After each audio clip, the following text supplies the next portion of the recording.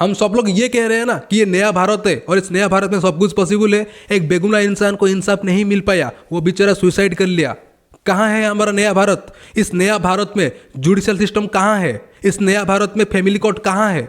और ये सवाल मैं पीएम मोदी सर को भी पूछना चाहता हूँ, क्या ये है हमारा नया भारत? इस नया भारत में एक जुडिशियल सिस्टम, एक फैमिली कोर्ट, एक बेगुनाह इंसान को इंसाफ नहीं दिला पाया, बेचारा वो सुसाइड कर लिया। इसका जिम्मेदार कौन है?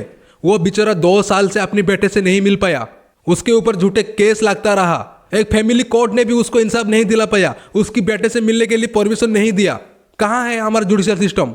क्या ये है हमारा जुडिशियल सिस्टम? ये सवाल मैं सारे भारतीयों को पूछना चाहता हूँ। क्या अतुल सुभाष के साथ जो हुआ वो ठीक हुआ?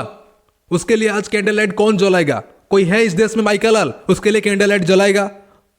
वो बेचारा ये कह के सुसाइड कर ले कि जब तक मेरे को इंसाफ नहीं मिल पाया ना तब तक मेरी अस्थियों को नहीं बहाना। अगर मेरे को इंसाफ नहीं मिल पाया ना तो कोर्ट के बाहर किसी गटर में मेरी अस्थि को बहा देना। मतलब आप एक बार सोच के देखो ना, उस इंसान के अंदर कितना दर्द था। 2 साल से उनकी बेटे से वो नहीं मिल पाया, उनके ऊपर झूठे केस लगता रहा। जब वो कोर्ट जाता था ना केस लड़ने के लिए, तो उस समय कभी जज एब्सेंट रहते थे, कभी उनके ससुराल घर वाले नहीं आते थे। भाई सबको मैं ये सवाल पूछना चाहता हूँ कि गवर्नमेंट के अंदर इतना छुट्टी कहाँ से मिलता है? एक जज हर समय एब्सेंट कैसे रहता है? एक जज को इतना छुट्टी कैसे मिल सकता है?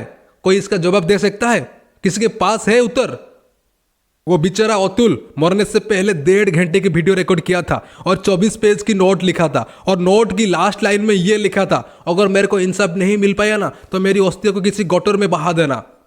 अभी तो कानून ने ये डिसाइड क्यों नहीं किया है जब डिवोर्स होता है तो उसकी बच्चे की परवरिश के लिए कितना पैसा चाहिए और एक वाइफ को डिवोर्स होने के नाते कितना पैसा चाहिए। जब तक कानून ये डिसाइड नहीं करेगा ना तब तक औरतें अपनी मन मुताबिक डिमांड करते रहेंगे। जब अतुल सुभाष ने डिवोर्स के लिए अप्लाई किया तब उनकी वाइफ की तरफ से ये डिमांड था कि बच्चे की परवरिश के लिए हर महीने 40,000 रुपये और डिमांड के नाते उनको 1 करोड़ रुपया। लेकिन जैसे ही अतुल सुभाष ने 40,000 रुपया देने के लिए तैयार हो गए बच्चे की परवरिश के लिए, उसके बाद उनकी वाइफ का डिमांड 1 करोड़ से 3 करोड़ पहुंच गया। ये कैसे हुआ? क्या कोई अपनी मन मर्जी से इतना पैसा डिमांड कर सकता है? जबकि अतुल सुभाष की वाइफ निकिता ने एक बड़ी कंपनी में जॉब करते थे। अतुल का यह भी कहना है कि उनकी ससुराल वालों को बिजनेस करने के लिए उन्होंने 20 लाख रुपया दिया था और लगातार वाइफ का और ससुराल वालों का डिमांड बढ़ रहा था। अतुल ने 2021 में जब ससुराल वालों को पैसा देना बंद कर दिया तब उनकी वाइफ ने अपने बेटे को लेकर ससुराल चला गया। और अतुल ने जज के ऊपर यह भी इल्जाम लगाया है कि जज ने भी उनको 5 लाख रुपया मांगा था। क्या यह है हमारा जुडिशियल सिस्टम? औरत के लिए जो ये कानून बना है ना, कुछ औरतें ऐसे भी है इस कानून का फायदा उठा के सीधी साधी पुरुषों को फंसा देते हैं और उनके परिवार वालों को जेल भी भिजवाते हैं।